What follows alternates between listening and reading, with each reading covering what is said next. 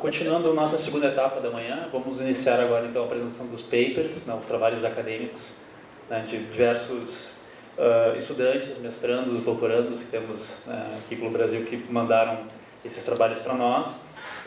Nós vamos começar agora, vamos ter uma hora de apresentação para todos esses papers, serão 5 papers durante a manhã e a segunda rodada será durante a tarde. Tá? Os papers a serem apresentados agora de manhã são Processo de aprendizagem a partir do jogo locativo Um Dia no Jardim Botânico, de Pote Quartiero Gavilon, Raquel Salcedo Gomes, Carlos Baum, Renata Kroff e Cleci Maraschini. Logo depois teremos o Foco Lúdico em Ação, analisando a série Assassin's Creed sobre o prisma do foco lúdico, de Bernardo Cortizo de Aguiar, doutorando em Comunicação da Unicinos. Experiências no desenvolvimento de uma rede social gamificada, Incentivo ao estudo através dos jogos, de Eduardo Souza, Gilberto Santos, Natália Winter, Thales Ludwig, Vinícius Cesari, Débora Barbosa. Em quarto, desenhar, modelar e design de nível como processos ontológicos na produção de jogos digitais, de Silva Trentin, Gabriel Cavalcante Marques, Luiz Carlos Petri, Hermes Renato Hildebrand e Daniel Couto Gatti. E para encerrar, o desenvolvimento de CDAs voltados ao ensino superior, de William Fardim, Rodrigo Santos e Thiago Mendes. Então eu convido os autores de Processos de Aprendizagem a partir do jogo locativo, Um Dia no Jardim Botânico, de Pote Quartiero Gavilon, Raquel Salcedo Gomes, Carlos Baum, Renata Kroff e Cleci Maraschini. Serão 10 minutos para cada apresentação, certo? Nós vamos estar controlando aqui assim. E aos pouquinhos nós vamos chamando o pessoal. Tudo bom?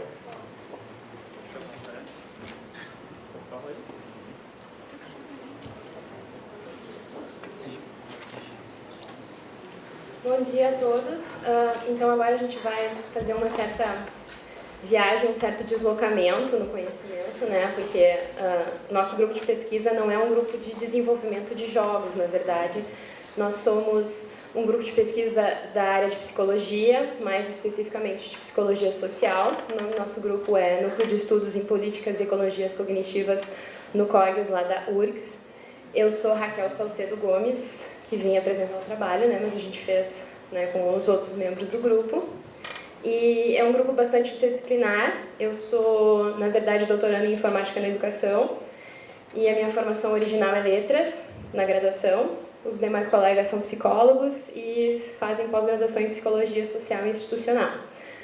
Então, o nome do jogo que a gente desenvolveu é Um Dia no Jardim Botânico e ele é um jogo locativo. Pode passar. Obrigada.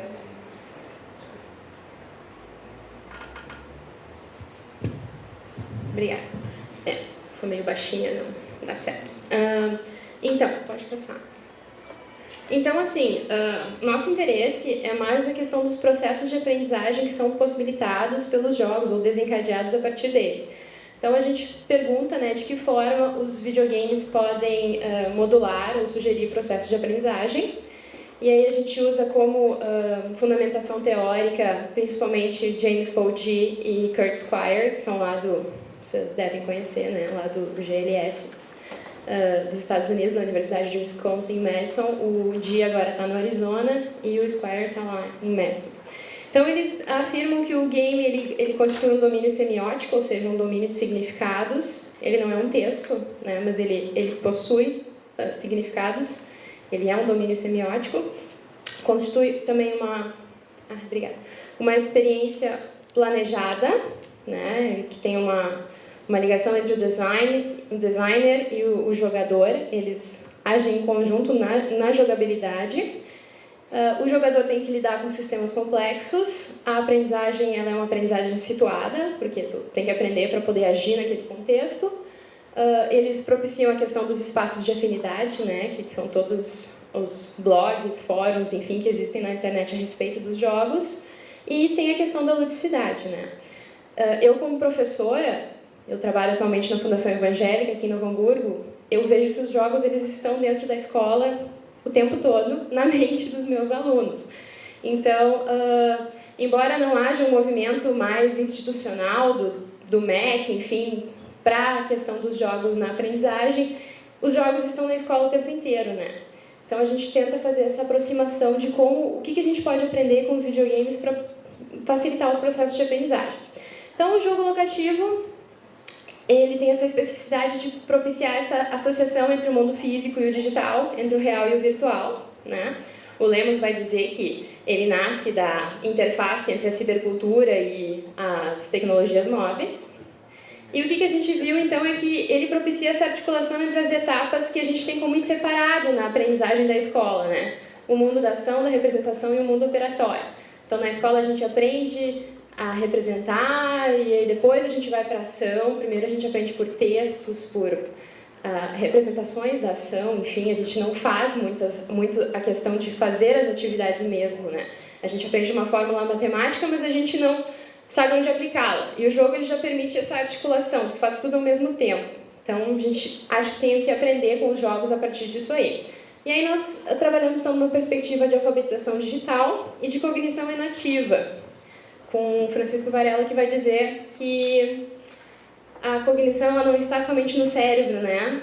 A nossa ação ela é cognitiva. Quando nós agimos, nós estamos pensando e nós não podemos descolar ação e pensamento. Bem, onde é que eu vou?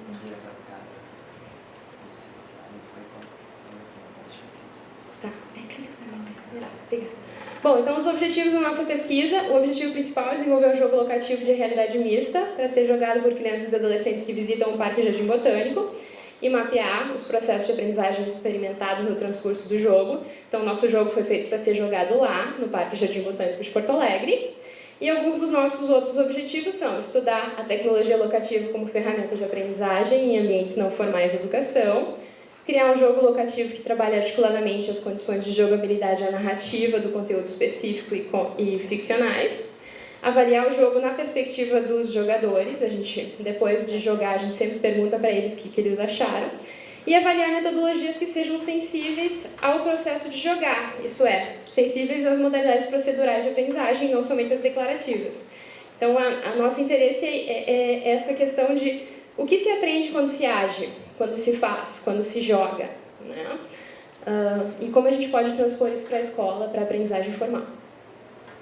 Pode passar.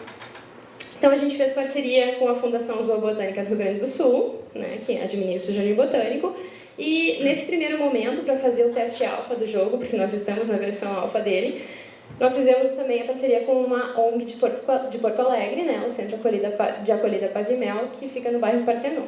Pode passar.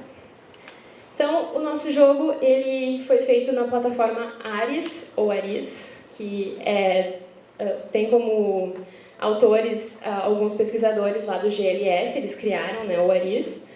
O principal nome deles é o David Gagnon. E é uma plataforma para fazer jogos digitais locativos em iPads. Ela funciona no iPad. Então, o nosso grupo adquiriu 8 iPads para a gente poder desenvolver o jogo e jogá-lo, testá-lo, enfim, ao longo do projeto.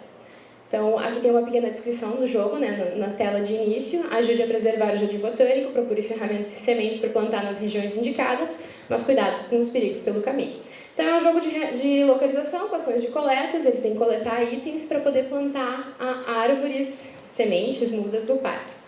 Pode passar. Bom, então aqui tem algumas telas, né? Então, é por missões. Por enquanto tem 3 missões, tem alguns personagens. O jardineiro é um personagem fictício que a gente criou. Pode passar. Aí a girafa. Também nesse local a gente tem que procurar a pá para poder plantar. Enfim, tem toda uma ligação, então, entre o local mesmo, porque esse local existe, né, no Museu de Ciências lá do Jardim Botânico, e as ações que o jogador tem que realizar. Pode passar. O lago também é importante para coletar água para poder plantar. Aí temos o inventário, onde ficam os itens que o jogador precisa para poder plantar e realizar as missões. Pode passar. Né? Aqui tem um mapa do jogo para o jogador se localizar, então tem os ícones com os lugares onde ele tem que percorrer no Jardim Botânico. Né? E uma das regiões é aquela ali, a região dos ipês, onde ele planta. Pode passar. Bom, então a gente fez o teste da versão alfa, né, através de oficinas. A gente Durante 5 tardes a gente visitou o parque e ao todo a gente levou 20 jovens. Cada tarde era 4 jovens, né? E aí tinha 4 pesquisadores do grupo acompanhando, né? 2 pesquisadores por duplo para acompanhar eles, enfim. A nossa metodologia ela é processual. A gente acompanha os processos operativos, tanto os cognitivos quanto os de relação, ou seja, o que eles falam, o que eles pensam, como é que eles organizam isso para jogar, como a questão da relação dele com o próprio campo, com o próprio... Né? A gente usa o jogar como nosso campo de pesquisa. Então, a nossa perspectiva então, é de um observador imerso, no sentido de fazer com, de jogar com, no caso, né? É uma pesquisa qualitativa, que tem como base a pesquisa de intervenção, né? A questão de um discurso mais como ação do que como representação da ação, que converge também com a nossa perspectiva teórica. E a gente, a partir dessa perspectiva de oficinas, está disposto a experimentar, está aberto para estar junto e interagir com. Então, os nossos sujeitos da pesquisa, eles nos ajudam na pesquisa. Muito do material que eles produziram durante o jogo, a gente está usando para fazer os nossos trabalhos, enfim, para desenvolver, né, a pesquisa. Pode passar. Então, aqui nós temos duas jogadoras, vou dar um aqui. Pode passar. Aqui mais 2 também, elas exploram bastante o lugar. Aqui elas estavam olhando os peixes embaixo da ponte, no lago. Então, elas vão criando outros subobjetivos para além do jogo. Por ser um jogo locativo, muitas coisas acontecem além do jogo, enquanto se joga. Bom, e daí o nosso foco de análise é essa concepção enativa de aprendizagem, né, de aprender fazendo, a partir de uma experimentação de se descobrir fazendo algo que não era imaginado que se podia fazer. E esse questionamento, né, do know how e o know what. Ou seja, na nossa sociedade, o modo de aprendizagem que é mais valorizado é o know what, é o saber sobre, né? Tanto é que a gente faz mestrado, doutorado, graduação para ter um diploma, para mostrar que a gente sabe a respeito de alguma coisa. E aí depois a gente vai fazer concurso e a gente tem que mostrar na prova, né, através de texto, enfim, que a gente tem conhecimento, conteúdo sobre os assuntos. E a gente está tentando valorizar o know-how, que é o saber fazer, que é o agir, que a gente acredita que está muito presente, muito forte nos jogos, né? Que, na verdade, os jogos são muito difíceis, vocês devem ser jogadores, mais que eu, inclusive. Sabem que jogar é difícil, tem que saber, tem que aprender muita coisa para jogar, e a gente está tentando entender o que a gente pode aprender com isso, para levar para a escola, enfim, para os espaços de aprendizagem. E aí a gente desenvolve a metodologia a partir dessa lista que o Squire fez, né, do que acontece quando a gente joga um jogo, né? A gente aprende a ler o jogo como sistema semiótico, a gente aprende a dominar e entender os efeitos e as possibilidades de movimento, a entender a hierarquia e a interação entre as regras dessas possibilidades e a monitorar e refletir sobre os nossos objetivos no jogo. Ok, então os nossos resultados, pode passar. A gente percebeu que existe um papel profícuo do tutorial. A gente resolveu fazer o jogo primeiro com um tutorial. Tem uma primeira missão que é mais fácil, que é só pegar a pá perto da girafa para ajudar o jardineiro. E a gente percebeu que isso realmente funciona, porque no começo assim, as crianças ficavam um pouco perdidas, então a gente fazendo as missões por estágios, uma mais fácil, depois uma média, depois uma mais difícil, funcionou bem para trabalhar com aquele público, né? Entre 9 e 14 anos de idade, né? Foi legal assim, para eles aprenderem a jogar nessa questão do mais fácil para o mais difícil. A interação entre os participantes também foi interessante, criou um espaço de afinidade, uma cultura do jogo e gerou subobjetivos. Então, uma das coisas que as crianças sempre faziam depois de jogar é entrar no Facebook para publicar as fotos que eles tiravam deles mesmos no Jardim Botânico para contar para os amigos que eles estavam fazendo isso. Então, além do jogo, né, criou esse espaço de afinidade, essa cultura, e todas as crianças que iam, diferentes dias, faziam a mesma coisa. E a questão da grande conexão com o espaço físico, porque a maioria das crianças falou que seria legal plantar de verdade e tal, então a gente está tentando ver uma maneira de implementar isso no jogo. Pode passar? Então, aqui, essa foi uma das fotos que foi para o Facebook. Pode passar. Então, os nossos próximos passos é a correção de bugs, né? Claro, nós temos um programador somente, então nós temos psicólogos, professores, nós não temos todo esse conhecimento técnico que vocês têm aqui para desenvolver jogo, mas a gente está conseguindo. A gente está fazendo a revisão textual, na verdade a gente já terminou essa parte, adicionando elementos narrativos, por exemplo, a girafa ela vai se tornar uma girafa zumbi, porque com um público menor de 9 a 10 anos, só ela se chamar girafa não atraiu muito, assim, faltou alguns elementos de ficção para chamar mais esse público mais novo. Com os adolescentes foi super bem, mas com as crianças faltou algumas coisas. Então, nós vamos dar nome para o jardineiro e para a botânica, né? Vai ser a Botânica Margarida e o Jardineiro Pinheiro, para poder chamar esse público mais jovem. E a gente vai alterar as imagens, né? Vamos fazer as imagens todas novas, assim, então, uma certa incongruência entre elas. E vamos implementar também algumas armadilhas para quebrar a linearidade. Então, eles vão ter que enfrentar mais desafios, né? Eles podem cair num formigueiro, daí eles têm que voltar no lago para tirar as formigas de si para continuar jogando, ou cair na toca do lagarto. A gente vai implementar algumas armadilhas. Muito bem, pode passar com as nossas referências e agradecemos. Perguntas?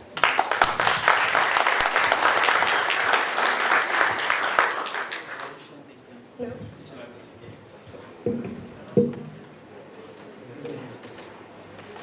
Na verdade, a gente não tem tempo para perguntas agora, mas qualquer coisinha, né? Vocês podem falar diretamente com os autores, né? E aí não tem problema nenhum. Parabéns pelo trabalho. Né? Espero que tu consiga fazer bons contatos para conseguir continuar com a proposta, né? Então, vamos para a segunda apresentação do dia. Eu convido o Bernardo Cortizo de Aguiar, o Foco Lúdico em Ação, analisando a série Assassin's Creed sob o prisma do foco lúdico.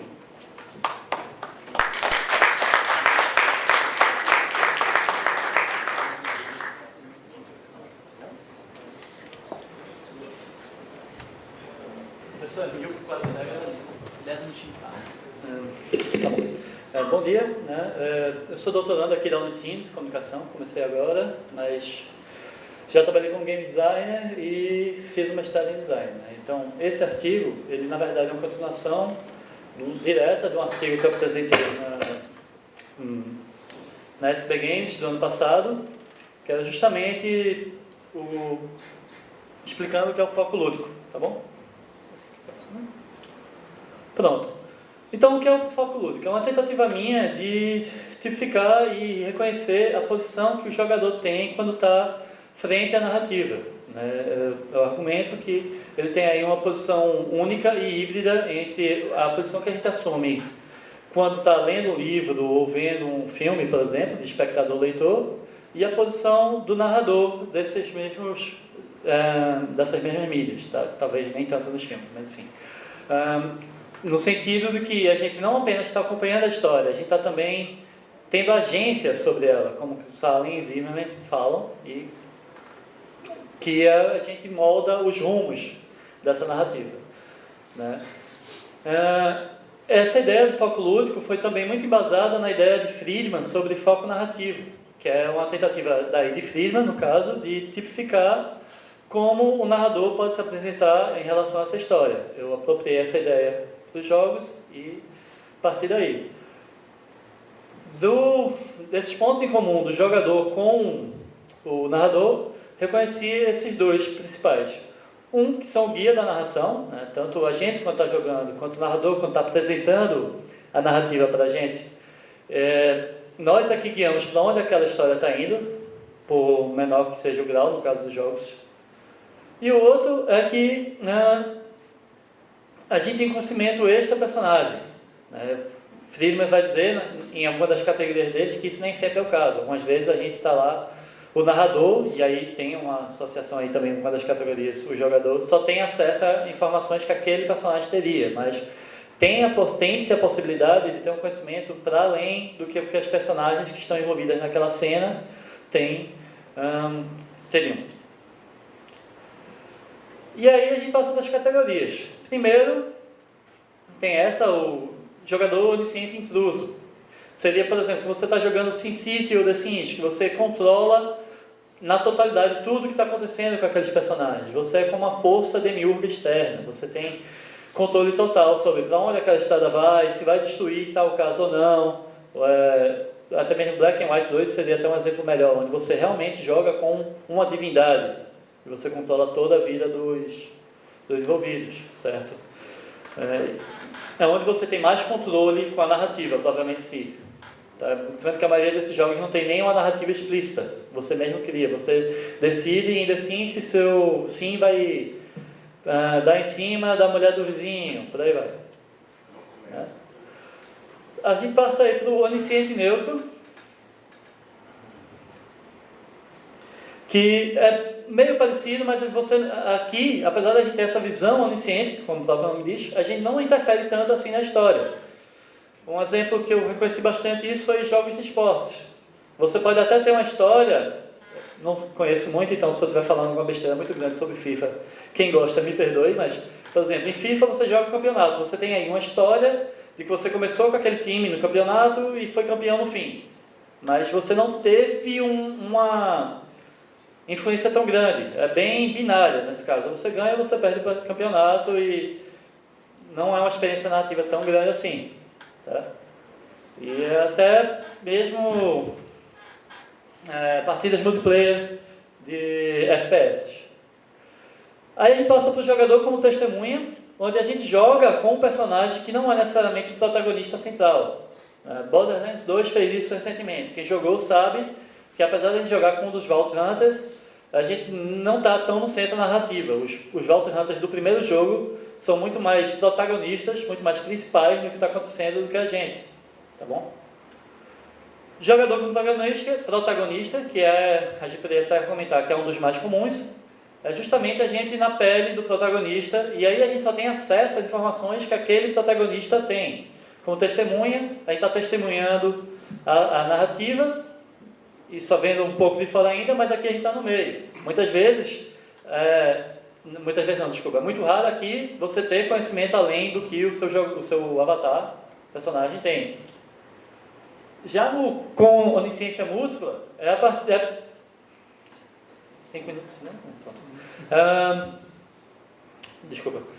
Você é parecido com o protagonista, mas você joga com mais de um personagem. Você tem vários pontos de vista como protagonista e tem acesso àquelas informações.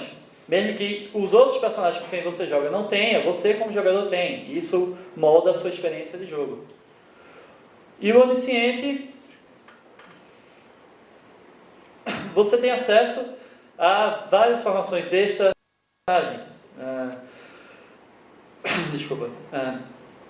Você não está limitado só por um ponto de vista. Você pode até jogar com o protagonista algumas vezes ou com um exército inteiro, como em StarCraft, mas você não está limitado só àquela visão. Você é apresentado a cutscenes dos vilões ou explicações mais gerais sobre as dinâmicas que estão acontecendo.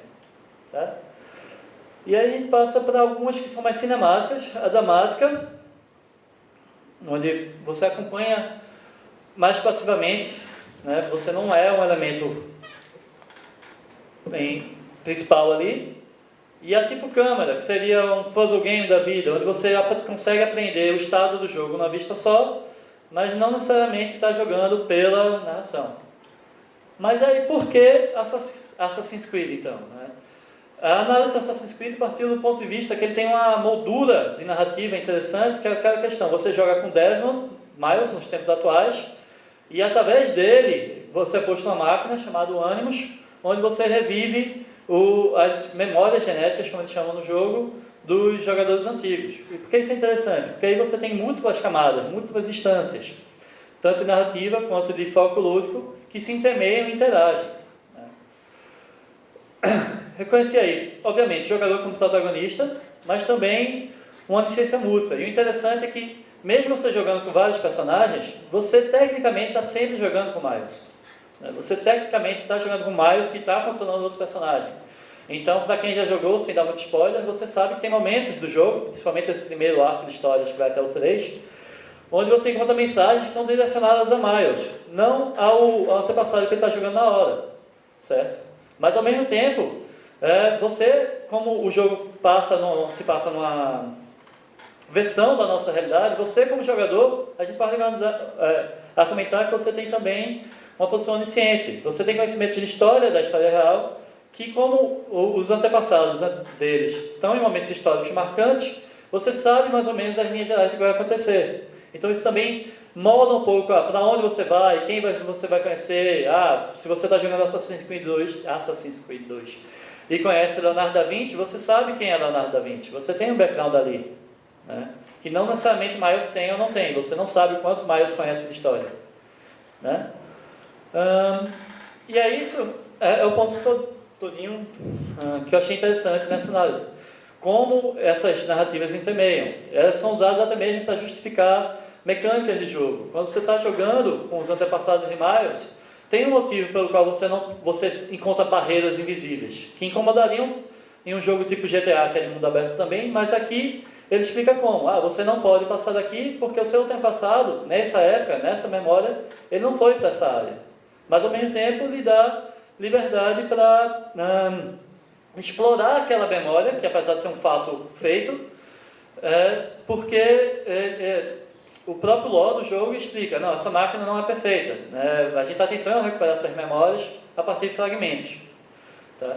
E a narrativa lida com isso tudo. Os desenvolvedores preferiram, ao invés de simplesmente fazer uma estrutura narrativa gimmick, né? Preferiram trabalhar com aquilo. Botaram isso a favor da história, construíram a narrativa dentro disso tudo e, na minha opinião, potencializaram bastante. Aqui é a bibliografia, né? Já estou acabando, deu certinho, ainda bem. Essa exploração do foco lúdico, dessa posição bem ímpar que a gente tem quando está jogando o jogo, tá bom? É isso.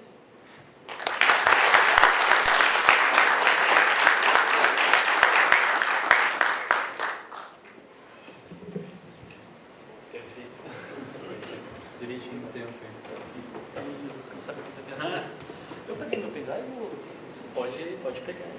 Não, mas está onde? Está ali assim. Ali no cantinho. Embaixo do teclado. Obrigado. Bom, parabéns pela apresentação, legal a construção, como é que foi tudo realizado. Vamos agora para o terceiro artigo da manhã. Experiência no desenvolvimento de uma rede social gamificada, que incentiva o estudo através dos jogos. De Eduardo Souza, Gilberto Santos, Natália Winter, Thales Ludwig, Vinícius Cesari e Débora Barbosa.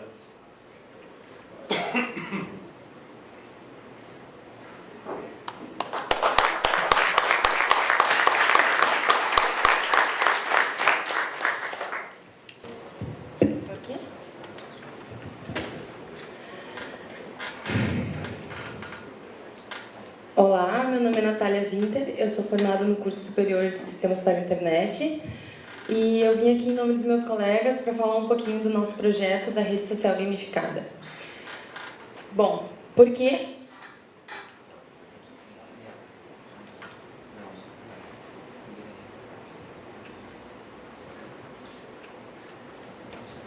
Ai, desculpa. Tá, pode passar.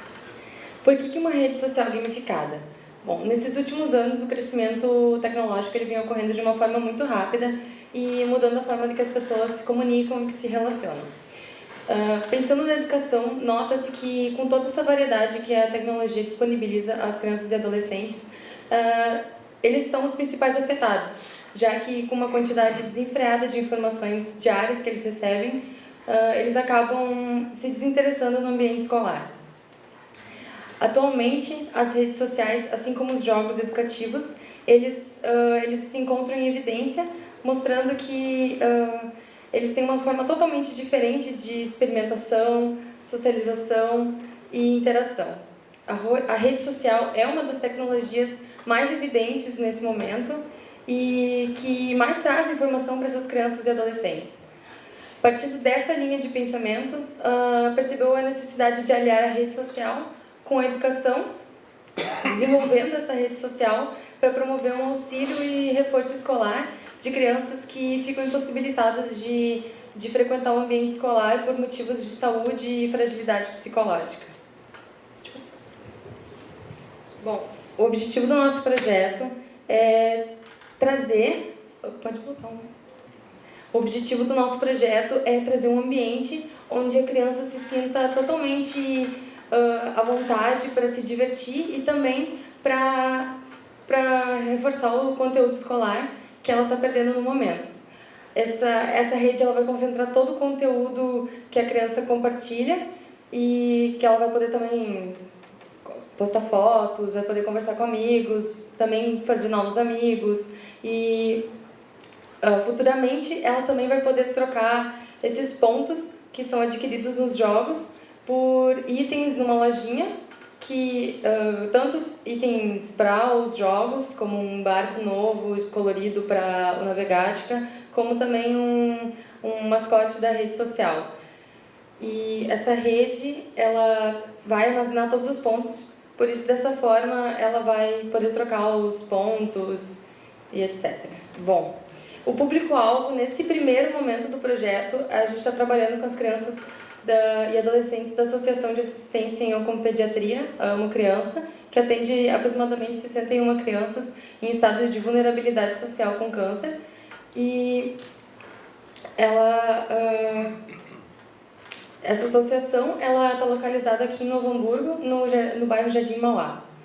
Essa rede ela também vai poder ser acessada pelos pais, dos alunos, pelos seus irmãos, pelos seus amigos, reforçando essa interação para eles não perderem contato e para esse momento tão difícil da vida deles, eles não se sentirem tão sozinhos.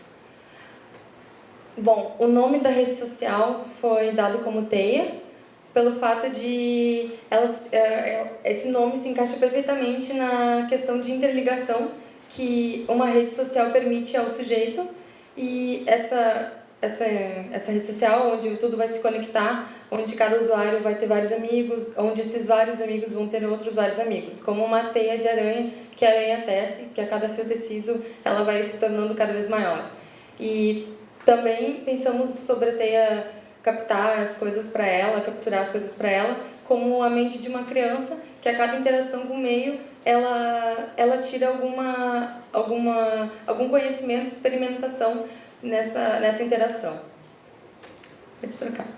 Esses foram os logos que a gente pensou, e a gente não tem uma ideia ainda de cores, porque a gente queria essa cor, mas o verde, só que não combinou com a cor do cabeçalho, daí a gente teve que pensar um pouco melhor sobre isso e refazer, tanto que o nome Teia na tela de login é em branco, porque não ficou bom esse verde com essa cor escura. Pode passar. Bom, essas vão ser os mascotes, a aranha é o principal mascote, e também ela vai ter várias famílias, né? A família da aranha, a família da mosca também, e etc. Esses são os jogos educativos inicialmente no nosso projeto, o Navegática, o Corrida Gramatical, aqui desenvolvidos pela Fevale, e um outro está em desenvolvimento e para o final do ano. Bom, a tecnologia utilizada para a criação da rede social, a gente está utilizando o sistema de gerenciamento de conteúdo MonoAds, que ele utiliza ASP.NET. Com esse sistema, a gente consegue desenvolver em C# e jogar web parts lá para dentro do site e consegue arrastar de forma dinâmica e em qualquer lugar da tela que a gente quiser. Essa plataforma ela também está utilizando o banco de dados SQL Server. A gente está utilizando o Unity para os jogos educativos.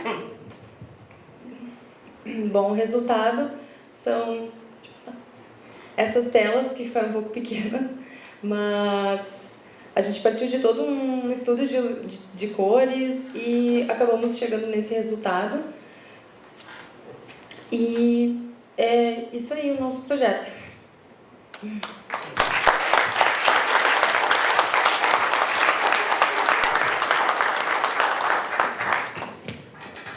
E ele vai até dezembro, tá? Sobrou um tempinho, se quiser fazer, tem mais uns 3 minutos, se quiserem fazer perguntas. Alguém tem alguma... É que fechou 7 minutos, então se alguém quiser colocar alguma coisinha. Alguém? Alguém se habilita? Não? Tranquilo? Então tá bom. bom. Então tá bom, obrigada. Parabéns pelo projeto. Chamamos agora o nosso quarto artigo da manhã, Desenhar, Modelar e Design de Nível como processos ontológicos na produção de jogos digitais. Autores Cipa Trintin, Gabriel Cavalcante Marques, Luiz Carlos Petri, Hermes Renato Hildebrand e Daniel Couto Gatti.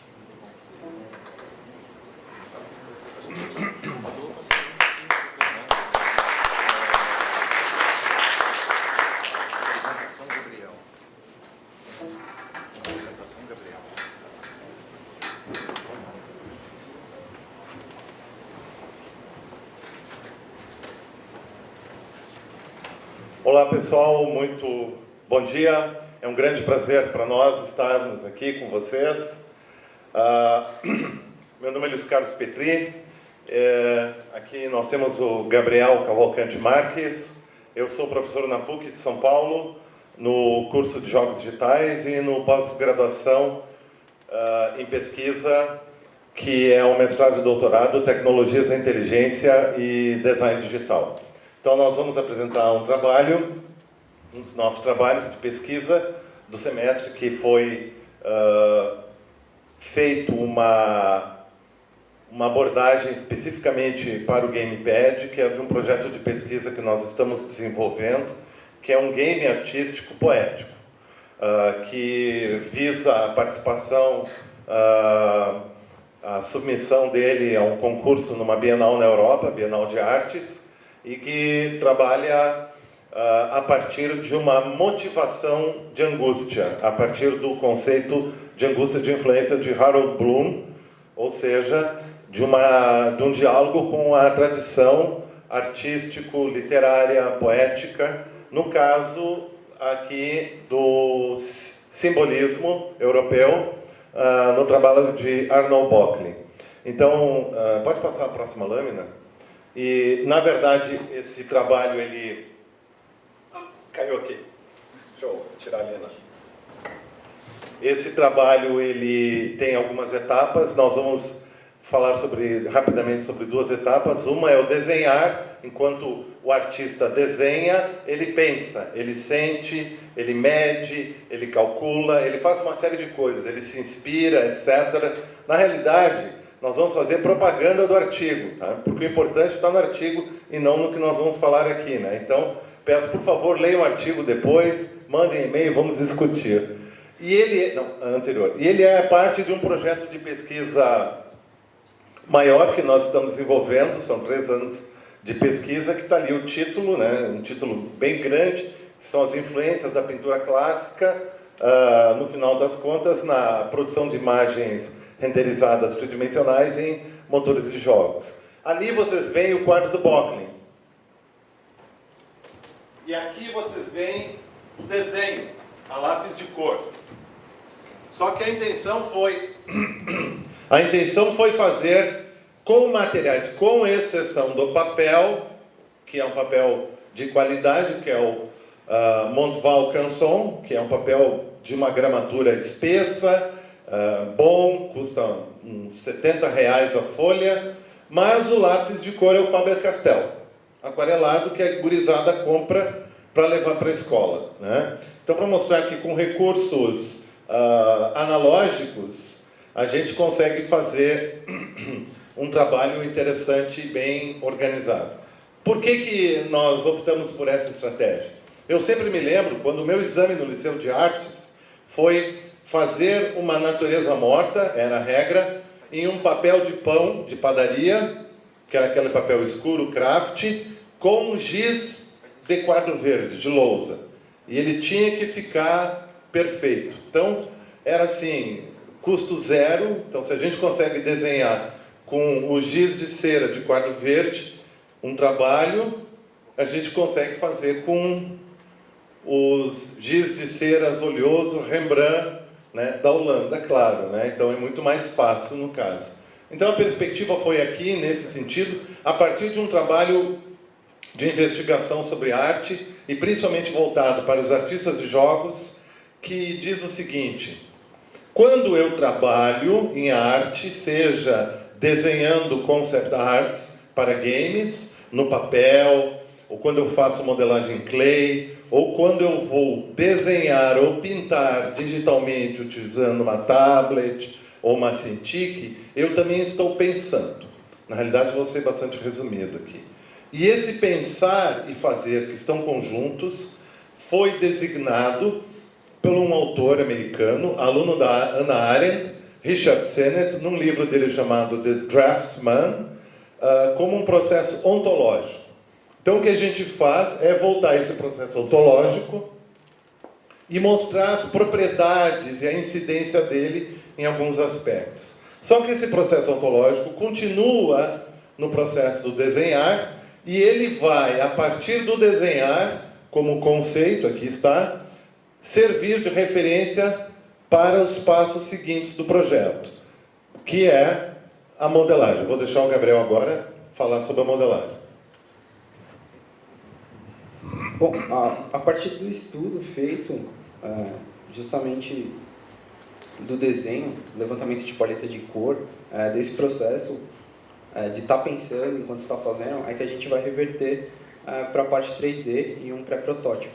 Nessa abordagem específica, a gente acabou utilizando um processo industrial criado pela Electronic Arts chamado X-Statement. O legal do levantamento sobre o X-Statement é que a indústria coloca ele como, vamos dizer assim, um ponto onde eu vou apresentar meu projeto para os investidores. Contudo, o pessoal da Visceral Studios, no desenvolvimento do Dead Space 3, aproveitou o momento para fazer experiências dentro do que eles iam apresentar para os investidores. Tendo visto assim, eu estou numa franquia e de repente o meu ponto X do jogo ele já está pronto, tenho que apresentar para os investidores o a mais. E aí o a mais acabou sendo uma pesquisa na experiência estética, e a partir desse ponto a gente passou a tentar reverter para o nosso projeto, mas no fazer e pensar, no tentar aprender com os processos artísticos que embasam e ter esse estudo em 3D aí. É um pré-estudo, é um pré-protótipo de uma transposição do quadro do Bocklin, que foi apresentado aí no começo, para um ambiente navegável e posteriormente para um jogo.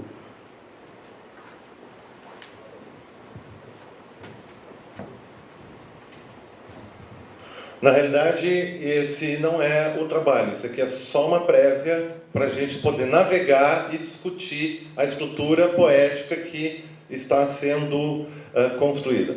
Na realidade, o projeto todo de pesquisa, que tem mais ou menos umas 22 pessoas, ele é um projeto que visa discussão. Então, o que a gente vai agora fazer? Nós vamos reunir as pessoas todas do grupo, dentre professores, pesquisadores, mestrandos, doutorandos e estagiários de iniciação científica, e também pessoal que está formado, mas não está fazendo nenhuma coisa nem outra, né? Mas é graduado em jogos ou música, e nós vamos navegar no X-Statement e então construir o roteiro a partir do próprio ambiente, a partir das próprias sensações sinestésicas, sensoriais, metafísicas, etc., da própria navegação. Então, a partir dessa construção é que então depois a equipe vai construir o modelo final. Esse estudo ele embasa justamente a nossa tentativa de replicar a experiência estética do quadro, a nossa busca principal. E entender o processo, até em um vídeo da Naughty Dog, que chama Waste and Beautiful, a gente tem até um texto publicado sobre ele. Um dos artistas diz uma frase assim: é necessário a gente aprender com a obra e ter todo mundo mexendo para ter um trabalho final interessante. E tentar replicar um trabalho do Bocklin numa experiência 3D é um objeto de muito estudo que a gente está tentando desenvolver. Fechamos?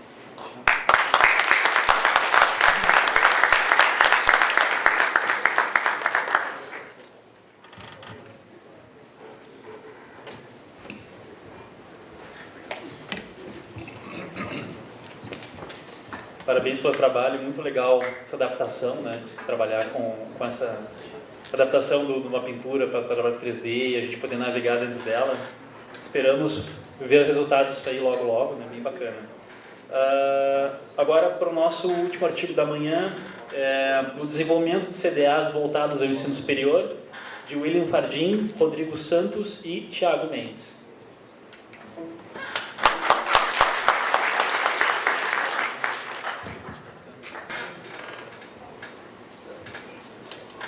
Bom dia, senhoras e senhores. Então, o artigo trata do desenvolvimento de CDAs voltados ao ensino superior. Eu sou o William, sou funcionário da Fevale aqui, formado em jogos, trabalho no desenvolvimento de jogos educacionais, no caso. O Rodrigo é o meu colega de trabalho e o Thiago é o nosso orientador do projeto. Então, construtos digitais de aprendizagem.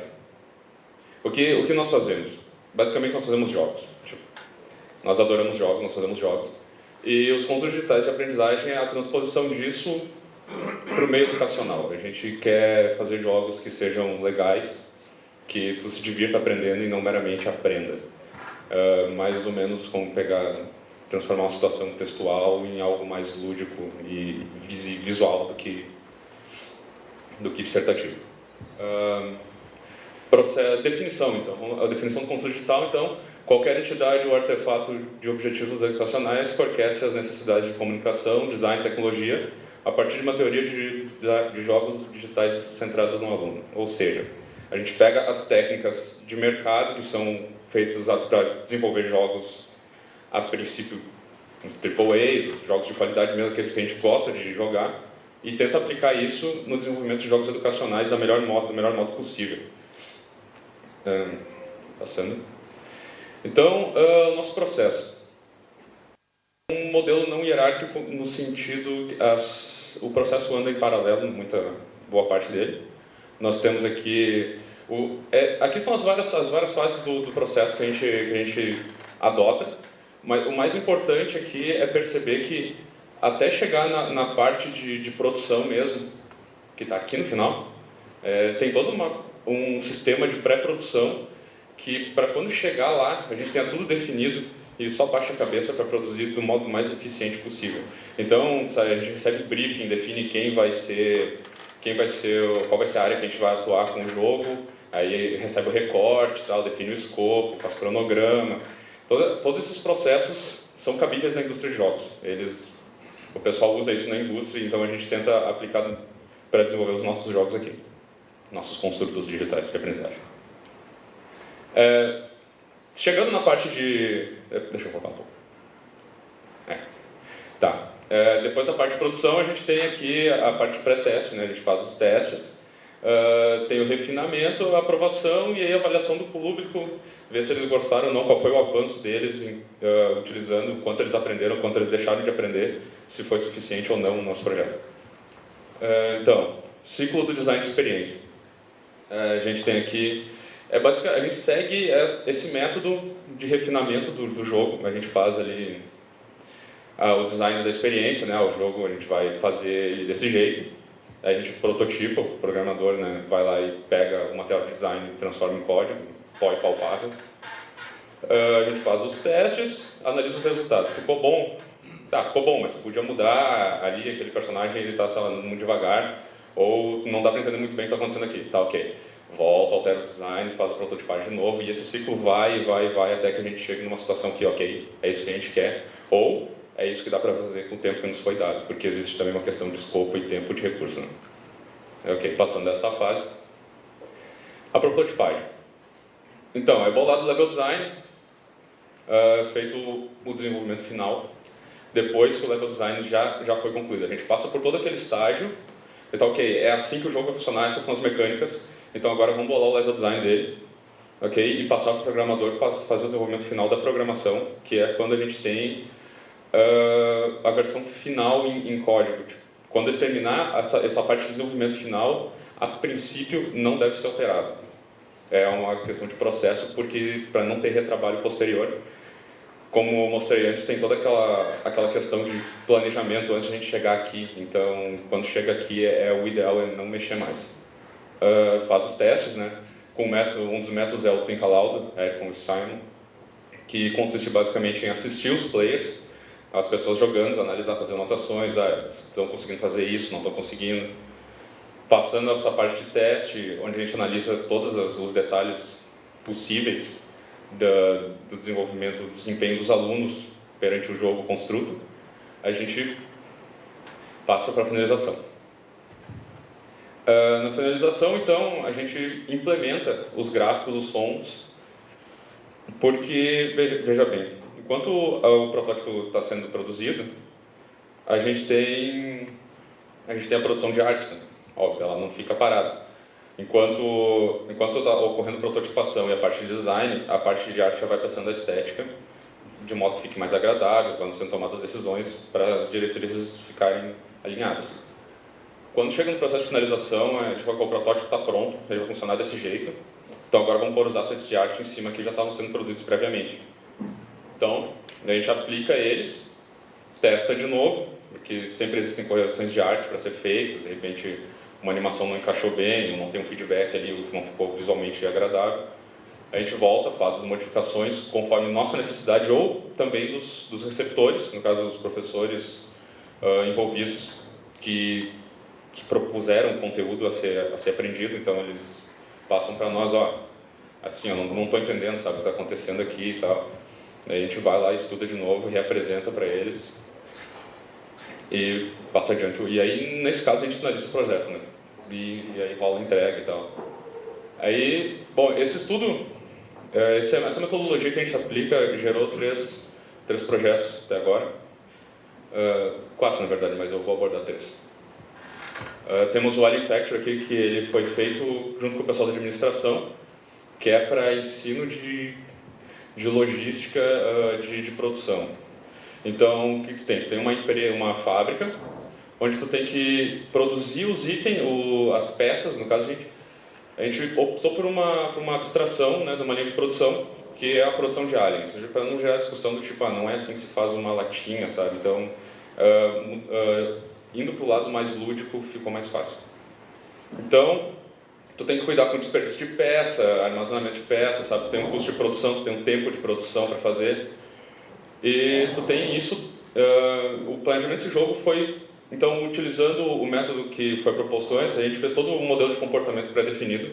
A gente tinha a tabela de Excel com, o nível vai ter um tempo tal para acontecer, então ele vai ter que ter tanto de recurso para conseguir vencer o level no modelo ideal X. A progressão foi pensada para ser o mais educativo possível e divertido ao mesmo tempo, balanceando as duas coisas do mesmo jeito, assim, de modo que ficasse igualmente divertido e instrutivo. Esse foi o Alien Factory. Temos o Beer Game, que segue com um modelo de comportamento pré-definido por causa do board game. O Beer Game é um jogo que existe já, ele é sobre logística, e ele simula o bullwhip, que é uma tendência de mercado da logística. Então, basicamente, é um jogo multiplayer. Vocês têm que... São 4 jogadores, eles interagem na mesma tela, no caso multiplayer que a gente teve que dimensionar para ser standalone. E tu tem que tomar decisões de demanda de mercado. Então, a tua demanda interfere na do teu colega. E assim vocês seguem fazendo essa jogada, até que no fim do jogo, então, apresenta um gráfico para ver como é que foi a demanda de mercado. O ideal é que não varie muito, mas por causa dos termos de logística, para não desbalancear o mercado. O desafio quiz também foi outra demanda que a gente teve. O pro dele, a gente tem a grande reusabilidade, porque como é um quiz, então ele foi feito de modo genérico, né? Ele foca mais na aprendizagem do que na punição, porque caso tu erre a questão,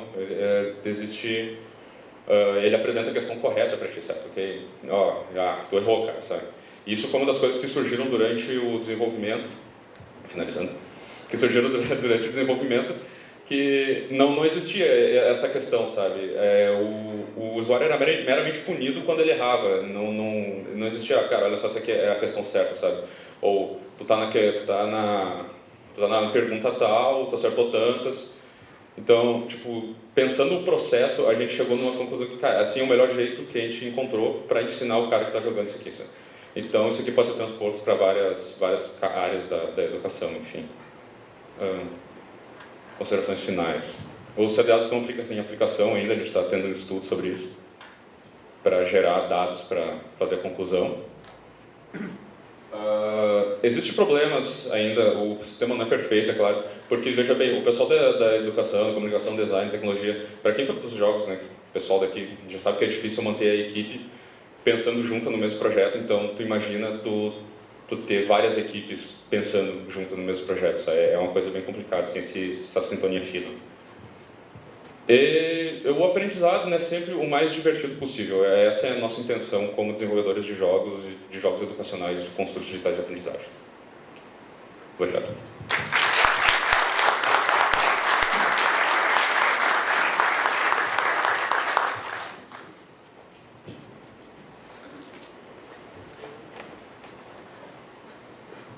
Parabéns, então, o William, o Rodrigo e o Mendes, né, pelo trabalho que vocês estão desenvolvendo junto ali do LOA. Muito bacana esse trabalho de vocês. Encerramos então agora pela manhã as apresentações dos papers. Infelizmente a gente não tem um tempo disponível que te pudesse viabilizar perguntas agora, mas então quem tiver dúvidas, por favor, converse diretamente com os autores que estão por aqui, né, e a gente consegue, né, tudo ser esclarecido.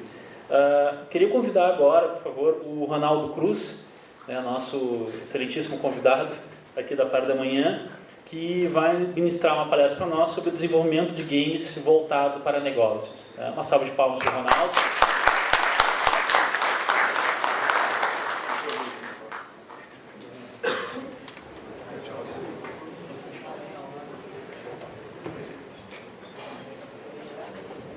Vou começar aqui, senão a galera começa a ir embora.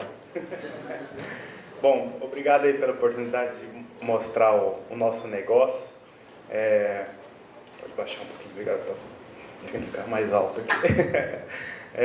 Bom, eu vou falar um pouco de desenvolvimento de games voltado para o negócio. Isso lembra um pouco de fazer, esse cara vai falar de serious games, treinamento, não. Vai fazer games para gerar dinheiro. Eu sou o CEO da Octagon Games, a gente tem um histórico aí. A Octagon ela foi fundada em 2009, mas a gente vem da Calibre Games, que é uma empresa que está no mercado desde 2002, quando eu comecei numa incubadora dentro de uma universidade. Então, assim, quando você pensa, você quer fazer negócio com games, você está deixando de lado um pouco o lado fã e gostoso que é desenvolver games, né? Mas quem aqui quer viver de games o resto da vida? Levanta a mão. A maioria, né? Tem uns que eu acho que só tá como hobby mesmo. Eu vou fazer um pouquinho de jogo, mas depois eu quero virar uma pessoa séria, né? Então, nosso negócio é sério e é uma indústria que todo mundo sabe gera 80 bilhões por ano, né? Lá fora. Por que no Brasil ainda a gente não está conseguindo participar desse bolo gostoso, gigante de dinheiro? Porque a gente tem que amadurecer o nosso negócio, a gente está engateando, mas é um mercado assim, é assim em todos os países que não tem tradição.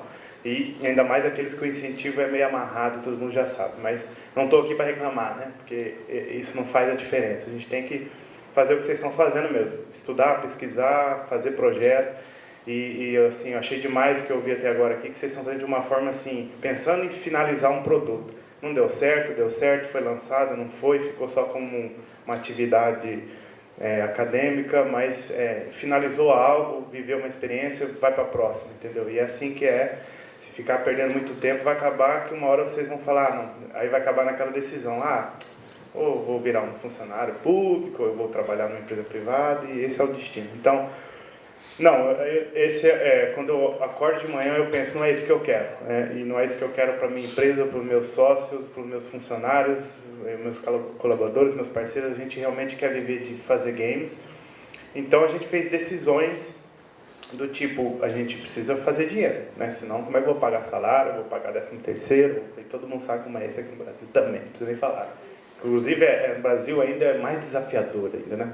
É muito bom gerenciar uma empresa de games, que é muito mais desafiante.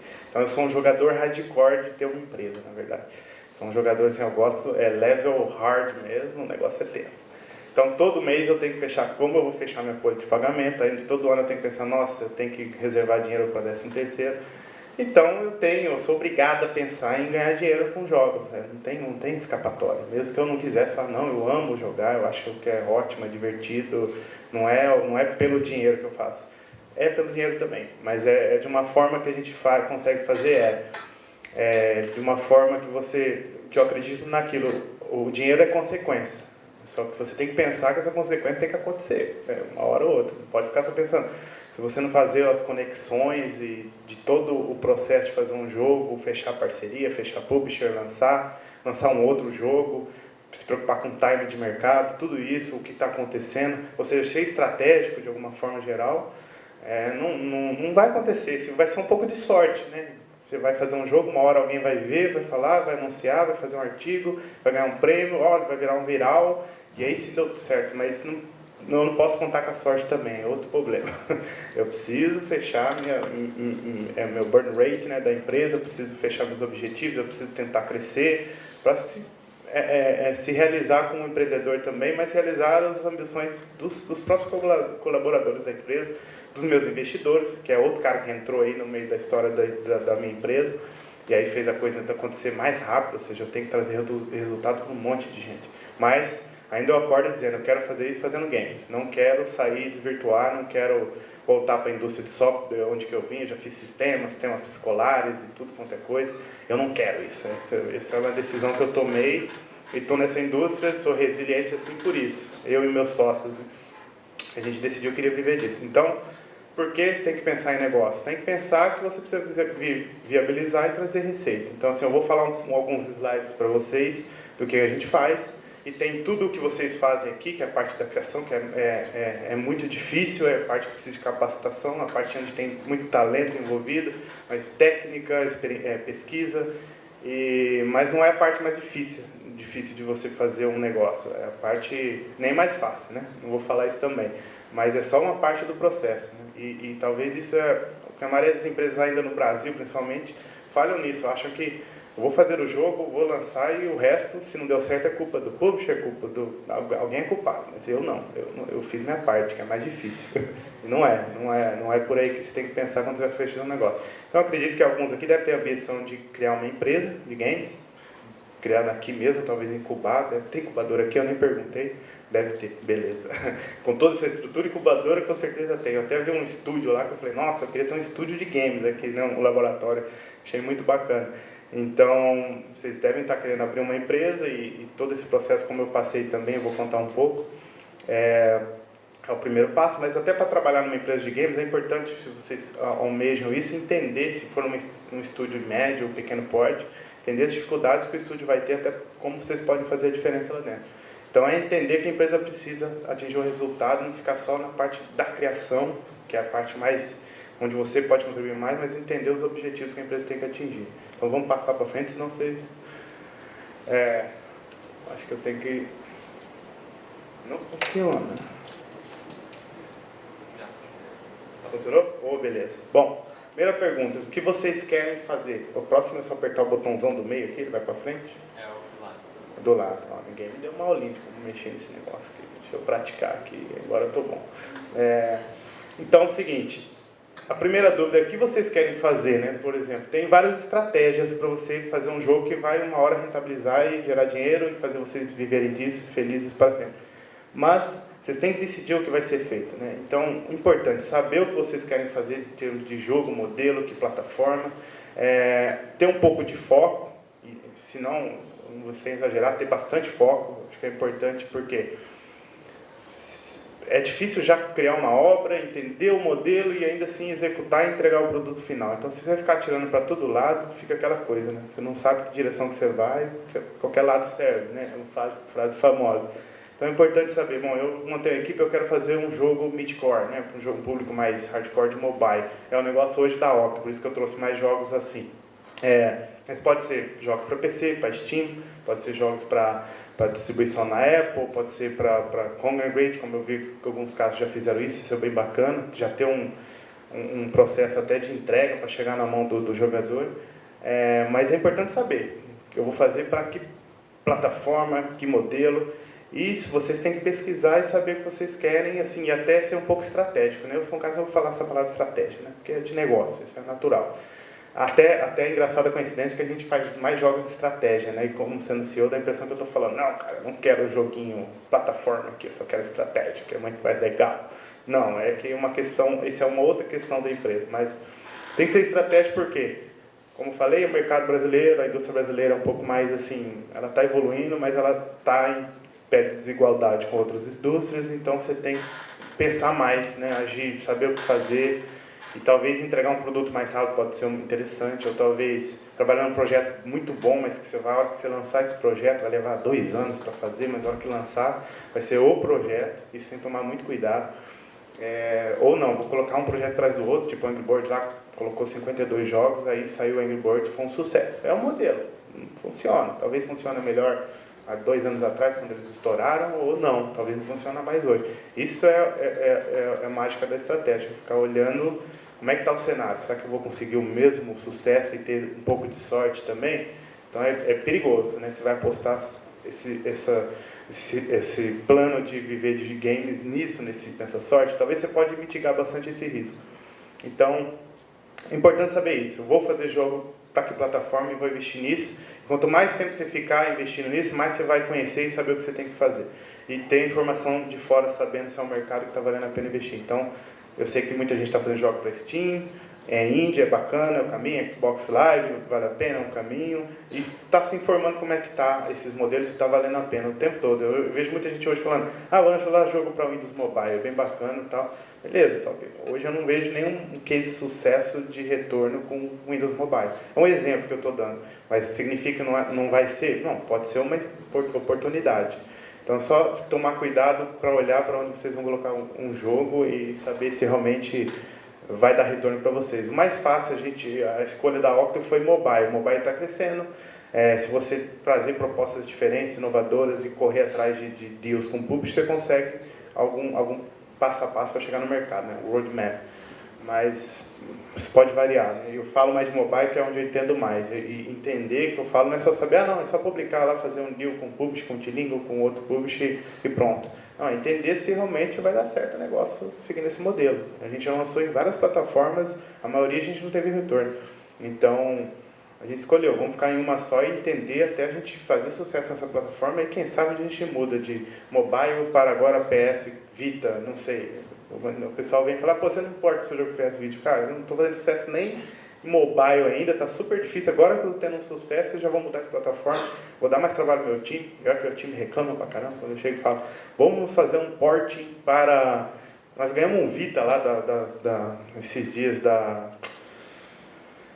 Não é Vita, desculpa, é o Shield da NVIDIA, né? Daí eu cheguei, vamos implementar, a galera olhou para mim, então vou levar para cá, vou jogar, então vocês não querem. Então assim, porque dá trabalho, é mais um binário, a galera tem que ficar gerando, dá trabalho, isso vai ocupar tempo e tempo é dinheiro, então assim, tem que avaliar primeiro se isso vai dar retorno. Eu tenho que chegar sempre com uma proposta assim, vale a pena a gente lançar nessa plataforma, porque já tenho quem vai fazer a visibilidade, o marketing, então isso é importante saber. Segundo, estratégia, eu acho que já falei bastante disso, mas é saber que estratégia você vai seguir, né? Eu vou ser um estúdio indie, beleza, tem vários passos para você seguir, que são o caminho dos prêmios, entender que modelo de negócio vai fazer, mas mais voltado à divulgação por premiação, se você vai ter um jogo diferente, vai tomar cuidado das estratégias. O indie geralmente é muito bacana, né? Eu não sou nada nem um pouco contra a indie, mas é geralmente um caminho que você tem que tomar cuidado. É que o indie, ele está mais preocupado na obra, né? Fazer um negócio bacana, diferente, ter um estúdio que vai viver de uma obra, de uma criação. E aí quando eu falo, não, eu queria até esse conceito, o que é indie não é indie, né? O não indie é o que está preocupado assim, vou colocar o jogo no mercado e preciso monetizar o jogo. Então assim, se eu falo isso com um cara que se considera indie, ele acha que isso é errado. Então eu falo, então beleza, então eu não sou indie, nesse caso eu não sou indie. Mas tem vários conceitos, eu não quero discutir isso. O interessante é a estratégia. Eu acho que a estratégia da maioria dos estúdios indies é fazer aquilo por uma paixão, no patrocínio, no fundo da garagem, entregar uma proposta, um jogo e correr atrás de divulgação, competir pelas premiações, mas desde que você tenha essa estratégia montada na cabeça, sem problema, é um bom caminho. Ou não, você vai fazer a estratégia dos grandes estúdios, a diferença é que você ainda não é grandes estúdios, né? Mas são coisas do tipo, conseguir visibilidade para o jogo comprando usuário, user acquisition no Facebook, em Ad Networks, ou fazendo promoções com destaque na loja, aí você tem que torcer para a loja conseguir destacar o seu jogo, falar com a galera da Apple, com a galera do Google Play, e de alguma forma se preocupar com a entrega, né? Os estúdios grandes, eles têm gente que está ali preparado para fazer um jogo atrás do outro, mal lançaram um, já estão lançando mais 2, e são jogos que você fala, nossa, como é que esses caras fizeram? Porque eles vão pegando recursos, reutilizando e vai entregando o projeto. Então é uma estratégia também, é mais a agressiva, então às vezes você tem um time muito grande, um estúdio pequeno geralmente vai para o indie porque é mais fácil, você vai fazer um negócio sem compromisso do tempo, mas uma hora você vai ter que entregar também esse jogo e vai ter que ser bom. E os estúdios grandes, eles ficam olhando KPIs, benchmark, o que vai fazer sucesso agora. Então, é uma galera bem mais agressiva. Você pode fazer um mix entre isso, né? Você não é um estúdio grande, então eu vou ter que fazer só com um time pequeno, então você vai ter que montar uma estratégia. Sem essa estratégia é difícil, você tem que ter isso bem definido. E aí o modelo, né? Eu trouxe um modelo, por exemplo, de mobile, mas a maioria é parecido. Bom, eu tenho que me preocupar com o meu time fazer um produto inovador, né? Inovação em todos os sentidos, ou no gameplay, ou eu trouxe uma proposta nova usando realidade virtual aumentada, eu uso o Kinect, mas o que você vai inovar em relação para a galera falar, nossa, esse jogo eu nunca vi, eu gostaria de jogar. Até um conceito assim, pô, um Tetris que inventaram agora que é diferente, você joga, mas você tem que colecionar, é um novo conceito, é uma inovação. Tem que pensar se a inovação vai fazer sentido, se os jogadores vão querer jogar, e saber que público que você está fazendo o seu jogo para saber se aquela inovação casa com o público, né? Tem muito jogador que a gente tentou fazer de tudo com um mobile, movimentos, um monte de coisa, e para eles não importa. Eles querem um joguinho ali fácil, simples e prático. Então, tomar cuidado com isso, mas a inovação é o primeiro passo. Tem que trazer uma proposta nova, não ficar no copycat da vida só copiando, né? E não tem nada errado você se basear em jogos anteriores. A gente faz muito isso. Fala, pô, esse modelo deu muito certo, o pessoal aceitou. Vamos pegar esse modelo e trazer uma proposta melhor ainda. Então foi o que Kingdom of Camelot pegou lá o Travion, ou até jogos nesse sentido, e trouxe uma proposta bem mais legal. Aí depois a galera da Supercell inventou do mesmo modelo, build de ataque assíncrono, só que você consegue jogar vendo a tática acontecendo, o ataque acontecendo com os personagens. Então isso vai melhorando, mas não mudou totalmente. Angry Bird também, quem nunca viu os jogos antigos de lançar personagens que tinha, eu já joguei um monte, aí veio o Angry Bird, só que eles inovaram num tema, fizeram um jogo bem intuitivo, gostou de jogar fácil, mas assim, é um dos fatores que explica o sucesso, né? Não só isso. Então, assim, inovação é principal para você começar, mas você tem que pensar nas outras etapas. Isso, geralmente, os estúdios não estão preocupados. Então, você quer pensar em ganhar dinheiro, ter um jogo que vai ter um sucesso, você tem que se preocupar com essas etapas, que é a aceitação do jogo, ou seja, as pessoas vão gostar do jogo. O que significa? Você vai ter que pegar uma galera, pedir para jogar e ouvir, né? E que nem um rapaz falou aqui, tem uns haters lá que meteram o pau. É isso mesmo, tem que abrir o jogo e deixar a galera esmiuçar seu jogo, reclamar, falar, nossa, tá chato, tá cansativo, tá frustrante, então o que eu posso fazer para melhorar? Só que você tem que fazer isso de uma forma bem profissional também, né? Tipo, não pegar só dados de um jogador, mas tentar uma galera bacana, distribuir o jogo, fazer um soft launch, lançar num país pequeno. Isso é importantíssimo, para você saber se o seu jogo vai te dar retorno. Porque às vezes vale a pena você dar um fast pay no projeto, isso a gente acredita muito lá dentro, que não está dando certo, a retenção não está boa, o pessoal não está gostando, estão xingando até a mãe, a avó e toda a geração. Então vamos tirar o jogo do ar, não está dando certo. Então isso é importante você ter consciência, que você pode criar um jogo melhor, e você já aprendeu com esse que não deu certo. Não ficar muito tempo, meu filhinho, meu jogo, por favor, não, eu não vou abandonar esse jogo. Não, você tem que, sim, encarar logo os fatos e ir para o próximo. Isso é importante, né? Se você pensa em fazer negócio com games, ganhar dinheiro com games, você tem que ter a consciência que demorou muito tempo num jogo, na fase de protótipo ele já está se mostrando um jogo complicado, frustrante, por mais que ele, mas ele é super inovador, ele tem um conceito diferente, ninguém nunca pensou. Está dando fã para o jogador? O jogador está gostando de jogar? Não. Então, assim, abandona e vai para o próximo. É meio cruel isso, mas é assim que funciona. E a monetização, que é a etapa final, que é a consequência, né? Aí tem vários métodos de fazer monetizar o jogo, que é usar Ad Networks, todo mundo já conhece bem, coloca no site do Congregate, outros jogos, e torce para alguém jogar, ganha com anúncio, ganha com in-app purchase, se integrar no jogo. Tem vários modelos assim grossos de fazer uma monetização. Porém, isso está sempre melhorando, sempre mudando, você está sempre tendo que olhar, né? Não sei quem conhece, todo mundo deve conhecer o conceito paywall, né? Que alguns jogos fazem nos freemiums, por exemplo, que é um modelo de negócio bem bacana, mas você tem que tomar cuidado, você faz um paywall e a galera para de jogar seu jogo. Então como é que você vai fazer de uma forma mais suave, que o jogador vai jogar e aí ele vai gastar sem ter uma pressão? Lá na Octo a gente faz análise, balanceamento, tem uma planilha de economia gigante, eu trouxe especialistas para fazer isso, para fazer de uma forma que analisa a psicologia do jogador no momento que ele fala, não, agora eu quero gastar, porque a gente lida com o jogador mid-core, o jogador hardcore para freemium. Já é o cara mais enjoado, não gosta de ego, não gosta que faz pressão para ele gastar, não gosta de nada. Ele gosta de um jogo livre, que ele gosta de jogar eternamente, E aí, é até engraçado, você olha o chat do nosso jogo, tem uns caras que falam assim, nossa, um dia apareceu um Ed para ele já está no level 5, ou seja, ele já jogou 3 semanas o jogo e não gastou nada, beleza, né? Eu tenho um sistema lá que já identifica e já começa a dar Ed pro cara, vai gastar mesmo? Aí o cara, não, eu entendo que a empresa tem que monetizar, mas poxa, eu já estou jogando 3 semanas, já apareceu um Ed para mim. Eu falei, nossa, o cara jogou 3 semanas, apareceu um Ed, ele reclamou o primeiro Ed. E é um Ed super assim, no load do game, ele vai ver o Ed, aí acabou o load, acabou o Ed, aí ele vai pro jogo.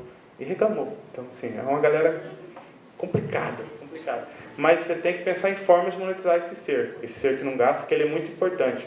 O nosso jogo, como ele é mais para jogador que gosta de competir, explorar, investir num jogo assim por um longo ciclo de vida, esse é um problema, assim, eu preciso que esse cara me dê algum retorno. Então ele acaba, primeiro, dando dificuldade para quem paga, porque geralmente esses caras que não pagam, mas jogam muito, eles são os mais viciados, né? Você abre jogos, nosso jogo 30, 40 vezes por dia, eles estão o tempo todo no chat fazendo terrorismo com todo mundo. Então é uma galera boa, assim, eles dão bastante conteúdo para quem não paga. Mas eu preciso monetizar eles também, então é com ads, é com alguma forma de eu conseguir incentivos, por exemplo, ele baixar um outro jogo usando o Tapjoy, por exemplo, que é uma ferramenta para você monetizar melhor o jogo. Aí a pessoa baixa o jogo, ele baixa o jogo, ganha cristal de graça e baixou o jogo de outra pessoa que ele talvez nem vai abrir, não sei. Mas ele baixou para ganhar um cristal. Então você vai achando meios de fazer uma forma que o cara, olha, joga meu jogo, não vai embora.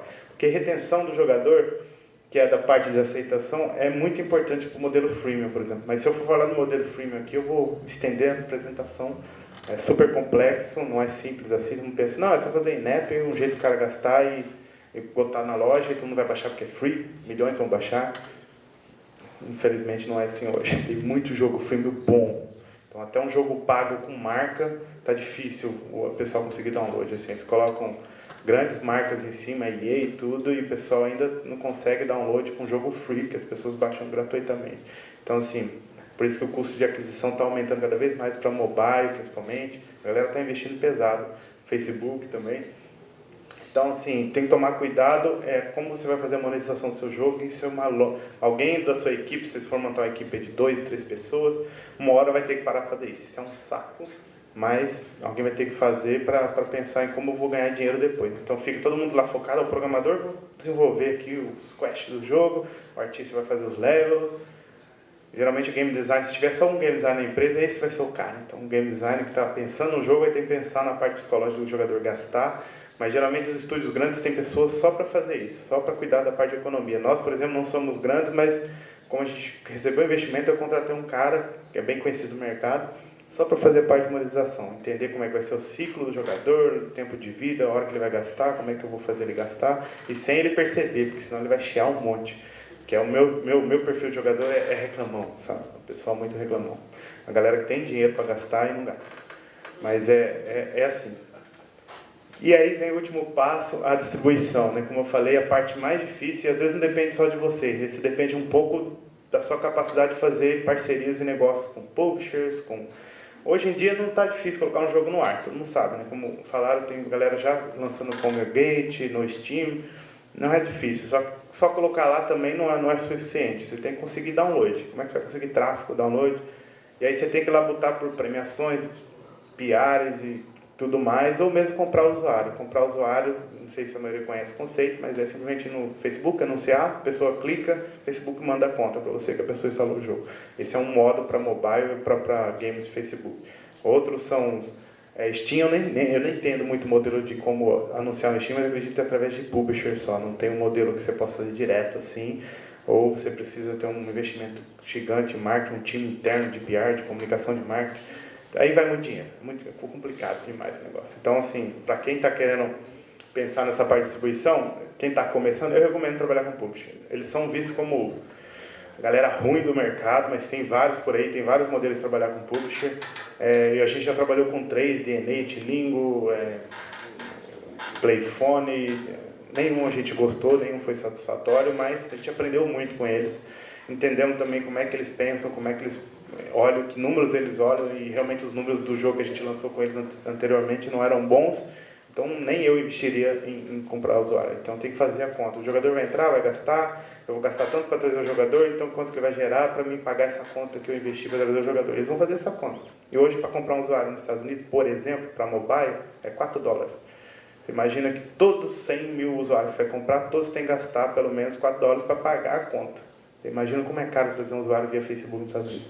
Então, aí tem outros meios de trazer. Vários, né? Só que esses caras sabem como fazer isso. Às vezes você não vai saber, aí vai ficar brigando com o publisher. Pô, traz o usuário para mí. Aí ele vai olhar, mas olha os seus números. Você não está convertendo pagantes, você não está, os jogadores não estão gastando, eles nem estão ficando no seu. Vai acontecer. Como eu falei, é natural acontecer isso. Tem muito jogo bom aí por aí. As pessoas podem simplesmente não olhar se jogar, criativo, mas não tem vontade de jogar no dia seguinte, não tem vontade de jogar no dia 7, né, que é o 7º dia que ele está jogando, no dia 15, no dia 30, ou seja, ele já foi embora em uma semana e não volta mais. E aí vocês estão olhando isso? Boa pergunta. Aí que vem a parte de analytics, que é implementar uma porrada de ferramenta para você ficar analisando se o jogador está voltando no dia seguinte, no dia 7º, no dia 15, no dia 30, quantas sessões que eles estão fazendo por dia, se o jogador que eu comprei está gastando. Então, toda essa lógica, isso aqui é muito chato fazer, tá? Não vou pegar pesado com vocês, não, porque é um negócio que não é para qualquer um fazer, e é a parte chata do negócio, é muito chata, mas se você não fizer essa análise interna, você começa implementando um Flurry da vida. Um Flurry é uma ferramenta de pesquisa, a maioria já deve ter ouvido falar. Ela faz isso, ela fica analisando quanto tempo o jogador fica no jogo, quantas vezes ele abre o jogo por dia, se ele volta no dia seguinte, no dia 7. É uma das ferramentas que faz isso. A gente lá na Octo trabalha com 4 porque o Flurry não traz todos os números que a gente precisa. E ainda assim a gente implementou uma analítica interna. Porque é tudo uma questão de ficar analisando o seu jogador e entender o que ele quer. Hoje games está sendo muito falado isso. Games não é mais um produto, você vai entregar e seja o que Deus quiser, tomar que todo mundo goste e beleza. Não, é um serviço, você tem que colocar no mercado e ficar olhando se as pessoas estão gostando, se estão jogando, se estão reclamando, olha via review, a gente tem um sistema interno onde a pessoa fica reclamando internamente lá, a pior coisa a gente implementou, na verdade é a melhor coisa, mas a galera xinga muito a empresa lá, fala, pô, seus mercenários, apareceu um ad aqui, que chato isso, mas você precisa fazer isso, que é a parte de suporte, a parte onde você conversar diretamente com o seu player, né? Então, sim, por mais que você tenha publisher, tenha tudo quanto é coisa, você consegue falar direto com o seu player, isso é muito importante, porque é ele que precisa gostar do seu jogo, ele que vai gerar números para você falar com o publisher, por exemplo, falar, olha a retenção do meu jogo. Por exemplo, aqui são retenções dos nossos jogos, do nosso jogo, né, que está no ar, que é o Arms and Ends. A gente fez um modelo muito para competir com Kingdom of Camelot e Clash of Clans. Alguém conhece Clash of Clans aqui? Beleza, a maioria conhece, ótimo. Então é um jogo bem viciante, né? Quem que é viciado aqui já está bem avançado aí. Vou tacar a base. Não, ninguém. Poxa, tá todo mundo. Bom, são jogos muito focados num público acima de 20 a 40 anos, uma galera que gasta bastante dinheiro. Pra você ter noção, no nosso jogo, no Arms and Ends, tem gente que já gastou $2.280 dentro do jogo. Um brasileiro já gastou 1.640, é um cara da Bahia, né? Preguiçoso, fica gastando dinheiro no jogo. Deve ser rico, deve ser milionário, né? E tem um cara de São Paulo, gastou 1.300, 1.500. Eu devia ter pesquisado, a gente tem gente que gasta aqui no Sul, mas eu não fiz essa pesquisa. Mas deve ter alguém que já gastou dinheiro. Bom, mas a questão é que o Clash of Clans, o nosso jogo, e esses modelos de freemium, eles pensam de uma forma que o jogador vai ficar um tempo de vida jogando e gastando. Tem outros modelos que funcionam. Candy Crush, a Maria já jogou aqui. É bem simples. Mas o Candy Crush, o jogador não gasta muito, geralmente, é uma média que eles têm lá, que é um ARPU, né, que a gente fala que é uma média de gasto por jogador pagante, é baixo, só que eles conseguem fazer uma encheção de saco tão grande para convidar a gente, para chamar amigo, que vem muito usuário de graça para eles, aí por mais que eles gastem um pouquinho, eles têm milhões e milhões de jogadores, então por isso que a empresa faz $2 milhões por dia em cada jogo. Por isso que o Clash Fan faz $1 milhão por dia em cada jogo, é um jogo free. A gente não está fazendo isso ainda, infelizmente, mas eu queria, viu? Bom, o Boom Beach, por exemplo, é um jogo lançado pela Supercell recentemente, não sei se alguns teve experiência de jogar. Ele tem já bastante jogador e ele também já está gerando $800 mil por dia. Então, assim, são exemplos aí de jogos que pensaram em monetizar, pensaram em fazer negócio, em gerar dinheiro. Então, esses jogos, eles vão para o mercado e geram receita para a empresa pega esse dinheiro, aplica um novo jogo, e isso é um ciclo que vai indo. E eles vivem disso. Então, são modelos de negócio. Você tem que pensar num rápido. Se você quer viver disso, você quer ver ganhando dinheiro com isso, e todos os modelos são válidos, assim, eu não critico nenhum. Só acho que tem uns que são mais difíceis e outros menos. Então, a gente escolheu os que eu posso ter resultado mais rápido, ou seja, a gente tem uma média de gerar projetos 6 meses, coloca no mercado, 6 meses, coloca no mercado. Às vezes demora mais, às vezes demora menos, mas o ideal é isso. Nós tivemos um investimento pensando nesse modelo, muitos vêm perguntar, nossa, como você conseguiu investimento? Por isso, porque a gente pensa no modelo que tem um funil que no fim vai converter em usuários pagantes e eu vou ter esse retorno de investir nesse jogo. Então, pensar dessa forma facilita muito a vida, entendeu? Se você ficar só no... Quero fazer um jogo que eu amo, que eu curto, é legal, mas se não tiver alguém lá que vai ter que dormir pensando nisso, como é que eu vou fazer o jogo se rentabilizar, se monetizar, a conversão de pagantes, como é que eu vou fazer as pessoas verem o jogo, é difícil. Então, olhar para o benchmark. Benchmark é trazer KPIs, né, esses termos complicados, mas é isso. A gente olha... Aqui eu trouxe as principais, por exemplo, quando você vai falar com um publisher, recomendo fazer uma página assim, ó. Essas são as KPIs, porque os caras olham e já falam... Poxa, o jogo é legal, eu quero avaliar. Ou ele fala, não gostei, eu acho que está muito fraco. Aqui são as principais KPIs que você leva, que é o ARPU, retenção, dia 1, dia 7, dia 30, dia 15, e o ARPDAU, que é receita diária. Tudo isso eu vou falar para vocês procurar no Google, para descobrir o que significa cada um, mas eu acho que a maioria vai saber. É Average Revenue per User, Daily Active User, retenção, os que mais gastaram, e o ARPU, que é o Average Revenue per Pay User, que é saber a média de gastantes dos jogadores. Então, assim, são vários termos, ainda tem mais um monte que a gente não trouxe, que são complicados, mas o objetivo é saber como está convertendo meu jogo, está melhor ou pior que os jogos do mercado. Os nossos jogos, por exemplo, hoje tem uma conversão ótima, está ganhando vários jogos de sucesso, só que a gente não teve um volume de jogadores para ganhar dinheiro como esses caras. Aí é mais uma dificuldade que eu, como empreendedor, tenho que correr atrás, achar investidores no Brasil que vão ajudar eu a investir e trazer usuário para o jogo. Então, assim, não é fácil, é difícil. Mas é isso.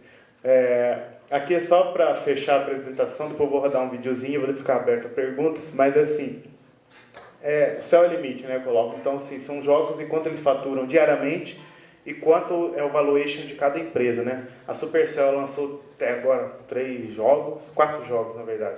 Ela lançou primeiro um jogo que ela deu fast fail, aí ela lançou um segundo jogo que era o Clash of Clans, sucesso, não conhece, né, já 1.200.000 por dia de receita. E aí ela lançou o Hay Day, que é um sucesso também, e aí ela lançou agora o Bombit. Então, assim, ela já tem 3 projetos e um jogo que falhou, e ela já tem um valuation de 3 bilhões de dólares, ou seja, é o que vale a empresa hoje. É uma empresa que começou com 4, 5 programadores, 4 desenvolvedores, e começaram a lançar, claro, eles fizeram conexões, tiveram investimento e tudo foi acontecendo. Mas eles pensaram desde o começo, eu preciso ter um modelo de negócio, eu preciso investir no mercado que está crescendo. Então, tudo isso eu acho que eles fizeram muito bem, porque eu sei que os fundadores eram pessoas que já estavam em outras indústrias, se juntaram e formaram um time bom, assim, um time que tinha consciência e tinha objetivo e tinha foco. É isso que eu trago de conselho para vocês. Eu vou rodar um videozinho, né, que eu tenho que fazer a minha propaganda do nosso jogo, e aí depois eu fico aberto a tirar dúvidas à disposição de vocês. O vídeo está um MP4 que tem aí, isso aí. Ele é bem barulhento, cuidado com o som. Tá bom. É um jogo 3D para mobile, você pode estar disponível para Android e iOS, pode baixar, Arms and Names o nome. O jogo mixa um pouco de RPG com build-in ataque, você tem heróis, você vai construindo uma vila e vai avançando ela ao longo do que você vai jogando. Tem jogadores que já jogaram 200 dias em seguida. Então a gente pensa em manter o jogador, um cliente, né, por mais de um ano. Mas a gente tem que engajar o jogador, tem que fazer ele gostar do jogo. Isso é a parte difícil. E é um jogo que é um pouco de tudo. Ele tem um pouco do Flash, um pouco do Kindle Rush, quem joga, ele tem um pouco do Kingdom of Camelot, ele tem um pouco do League of Legends, né, que é um jogo monstruoso perto do nosso, mas conceitos misturados e traz uma inovação, um jeito diferente. A gente, diferentemente da maioria dos jogos desse estilo, a gente dá o controle para o jogador, a gente fez de uma forma bem suave, então é um jogo que converte, tem pagantes e a Apple já deu aí 3 destaques para a gente em vários países e o prêmio de um dos melhores jogos da América Latina em 2013. E ainda assim a gente tem poucos usuários para ele. Hoje minha luta é para trazer mais jogadores. Então baixem, por favor, chame os amigos para jogar. Obrigado, gente.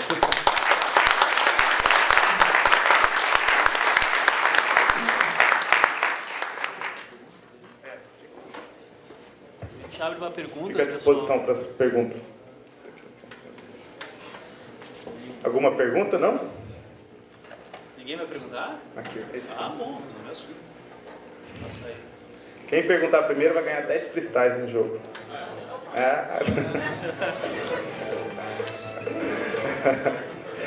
Beleza.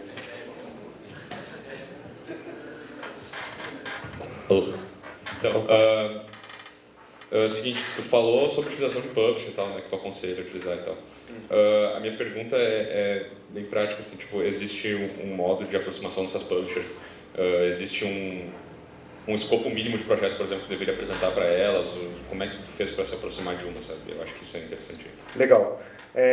Para aproximar, sim. Inclusive o Dash, que teve ontem, né, ali num evento que fizeram, tinha 4 publishers internacionais e bons publishers. Um deles é um que eu já faço negócio há anos e recomendo. Então, assim, eles estão vindo para o Brasil porque eles estão vendo potencial. Antes era um pouco mais difícil, você tinha que ir lá para fora nas feiras internacionais. Eu sempre participo da Games Connect, que é dentro da GDC, que acontece uma vez por ano em São Francisco, mas acontece em outros lugares também. Vou na Gamescom, mas eu sei que para um estúdio pequeno é difícil ir viajar lá para fora. Então é legal que, finalmente, a Bragames, eu sou parte da Bragames também, então estou aqui para falar pela Bragames, a gente conseguiu fazer eventos para trazer essa galera para cá, para ele olhar os projetos aqui, que a gente sabe que é custoso ir para uma feira, tudo. Isso não é para qualquer um fazer no começo. Antes eu lembro que eu mendigava até para a Intel, me ajuda, me paga minha passagem, eu quero ir para uma feira, eu fazia isso, eu falava com o incubador, então era super difícil, até finalmente a gente conseguir recursos de ir por conta própria, mas demorou. Então o que a gente faz? A gente traz a galera para cá, e eu sou um dos advisors lá da Bragames de indicar, esse cara é bom, esse publisher passa longe, foge, esse é bom para quem está começando, e vem uma galera muito boa, assim, esse grupo que veio e ficou aí uma semana aqui no Brasil, ficaram no Big em São Paulo, vieram para o Dash, é tudo procurando projetos que fossem negociados. Então, sim, você consegue achar meios de esses caras estão contratando gente só para ir atrás de estúdios que têm bons títulos. Aí a sua segunda pergunta você tem que ter uma quantidade de portfólio mínima. Não precisa. Se você tiver um jogo muito bom mesmo, você testou e avaliou e viu esses números, como eu falei, aquele deck lá que tem retenção principalmente, monetização, eles mesmos sabem que não é fácil conseguir um jogo que vai monetizar bem, então depois se acha formas, mas está retendo bem os jogadores estão gostando, estão realmente satisfeitos, aí você pode ir com um produto só. Porque já é difícil você montar um jogo inteiro completo, imagina montar vários. Então você pode ir com um projeto num estágio bem inicial. Geralmente o que você vai conseguir com isso é o cara, gostei, tem potencial, vai me mandando aí os updates. Recomendo não falar só com o publisher, porque provavelmente algum deles vai chegar num momento que você está lá na frente e falar, vamos fechar agora, o cara vai falar, não sei, mudei de ideia, não vou lançar seu jogo. Aí você perdeu do seu tempo, então você vai conversando com mais de um, você nem precisa, talvez estar nessas feiras, você consegue o contato deles, você manda um e-mail lá para a Bragames, eles vão mandar uma lista de gente que quer ver projeto. Então isso é possível.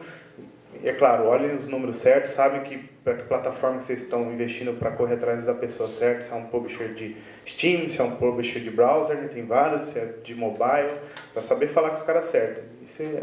Aí o resto é fácil, é só saber pedir um auxílio principalmente para a Bragames, para algum pessoal do mercado que já conhece, eu mesmo estou à disposição de indicar, mas não é difícil não. Se você tem um jogo pronto, jogável, eles sempre querem um jogo jogável, no papel é meio complicado, porque pensa que um monte de gente já está levando o jogo no papel. Assim, olha, tem um jogo impressionante, olha que legal, vai ser assim o jogo. Cara, isso todo mundo faz, assim, você vai ser mais um, e às vezes você tem um ótimo artista que fala, nossa, olha, meu jogo é lindo, tá vendo? Mas o cara fala, legal, mas você tem um programador para colocar em prática isso? Tem alguém que vai fazer o game design? Então, assim, é legal já ir com um jogável, como vocês já estão fazendo isso aqui, isso é ótimo, já chegar com alguma coisa palpável para eles, mesmo que eles tenham vários placeholders lá, umas texturas inacabadas, mas os caras já falam, que legal. Ontem mesmo um cara da Rove, um dos fundadores, estava lá no Dash, eu bati um papo com ele, ele mostrou um joguinho que estava tudo assim, em processo de desenvolvimento ainda, que é o Angry Birds, eu nem sei se ele não assinei nem NDA, ele vai se devolver, é um contrato de sigilo, mas é um Angry Birds que eles estão fazendo com Transformers, eles estão juntando sempre, já fizeram com Star Wars e agora com Transformers. Era um jogo assim que estava bem legal de jogar, mas era tudo cinza, tudo sem textura, tudo feio, mas a jogabilidade era impressionante, assim, já dava para você fazer bastante coisa, já estava polida a jogabilidade. Então se estiver no estágio assim que mostra como o jogo vai ser fã, eles vão adorar, eles com certeza vão conversar com vocês a ponto de querer lançar o jogo. Mais alguma pergunta? Vai, Marçal. Marçal me ameaçou, gente, para vir aqui falar com vocês. Não precisava ter me ameaçado, eu viria com prazer. Ameaçou mandar uns mercenários argentinos lá. Eles estão lá ainda? Estão lá esperando para me completar todo o processo. Ronaldo, como culminou no processo de conseguir o investimento? Eu queria que tu falasse um pouco desse processo. Legal. É uma coisa que, quando a gente está fazendo investimento desde 2011, todo mundo já sabe isso, mas vou repetir, é difícil, é muito difícil conseguir investimento, é claro, porque todo mundo pensa, não, tem um jogo impressionante, eu vou conseguir um investidor rápido. Não é assim, tem que ter tudo isso em mente, modelo, como é que eu vou monetizar meu jogo. Investidor, gente, ele não é um ser muito cruel, assim, que come criancinhas no café da manhã. Não é isso. Acontece que ele simplesmente tem que dar retorno para o dinheiro dele ou para o dinheiro de quem ele está gerenciando. Então, assim, isso que eu falei na apresentação, que eu vou dizer muito, que tem um modelo de negócio, pensar como é que você vai levar para o mercado, como é que você vai monetizar seu jogo. Isso tem que estar bem estudado, mesmo que seja só no papel. E o investidor também, ele está ficando malandro, né? Porque antes era mais fácil, assim, eu enrolei o investidor praticamente. Não, mas eles estão aprendendo o mercado de games, eles estão entendendo. Então, se não for já com números de analítica, como é que está convertendo os jogadores, como é que está em comparação a concorrentes, se já não for com isso pronto, provavelmente você vai ficar na lista dele para avaliar, ele vai dar prioridade para quem já fez esse trabalho dentro de casa. Então, isso que eu falei um pouco assim na apresentação, que é dar destaque para essa parte de analisar como é que eu vou monetizar meu jogo, como é que eu vou levar. É importante você falar com o investidor. Tem um monte. Eu mesmo aproveitei e fiz uma visita para um monte quando eu vim aqui para Porto Alegre. Então, estão em todos os lugares, eles estão querendo investir, eles têm meta para investir em projeto, só que eles têm 1001 regras para não investir. Então, começa por aí. Tem uma equipe, legal, quanto tempo que essa equipe já está desenvolvendo alguma coisa? Então, geralmente, quando é uma equipe que não tem nada, né, que a gente chama de track record, não tem nada para mostrar, assim, fica muito mais difícil. Você tem que ter alguma coisa muito boa para o cara olhar e falar, nossa, não, vale a pena investir. O que seria, por exemplo, ter um jogo, vocês já fizeram o jogo inteiro e nem precisa do investidor para fechar o jogo, geralmente. Mas aí para que eu preciso de investidor? Pois mas é assim porque a maioria já está com um portfólio cheio de coisas de gente que já entregou o jogo pronto e fala, cara, só preciso de investimento para fazer aquela última parte que é a distribuição. Eu sou uma empresa, a gente fez um investimento para fazer jogos legais e agora estou correndo atrás de investidor só para mim penetrar no mercado. Então, assim, vocês vão concorrer comigo se chegar com um negócio inacabado, porque eu já tenho acabado, já tenho um monte, já tenho jogos.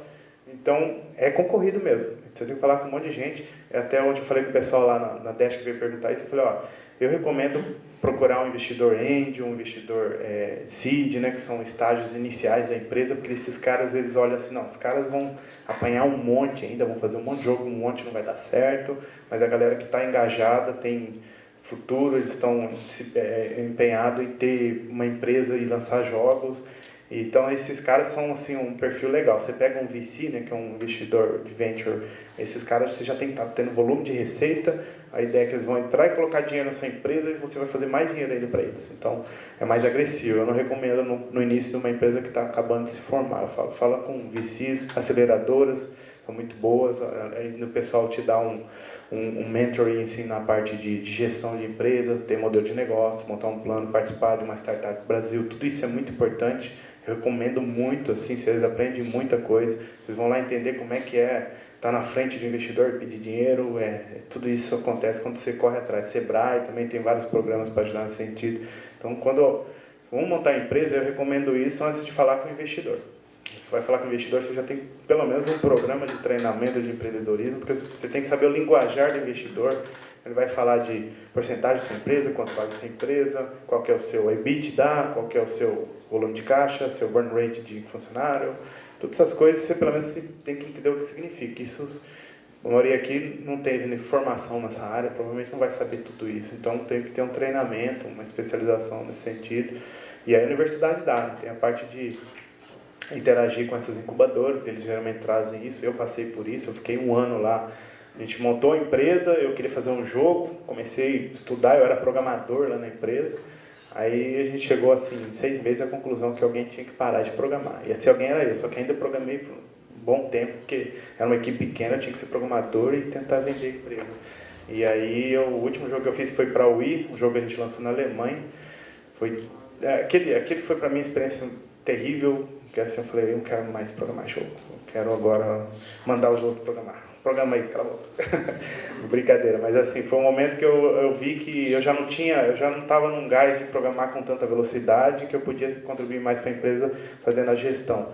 Então, uma hora alguém pode ter que fazer isso na empresa, e é legal quando você tem um background na parte de TI, para você saber algumas coisas que você tem que competir com outras empresas. Essa é a parte que você tem que estar bem já. Então, isso me ajudou bastante, mas eu fui desenvolvendo a parte de gestão de negócio. Até hoje eu faço um MBA de gestão de negócio, ou seja, já faz 10 anos que eu tenho empresa e ainda estou estudando gestão de negócio, porque é complicado, não é fácil, é um mercado competitivo, mas a gente quer crescer, quer ser um bom case no Brasil, para trazer mais investimento no Brasil, então a gente tem que competir de igualdade. Mais alguma dúvida? É isso aí, gente. Um abraço, estou à disposição aí para dúvidas e e-mails.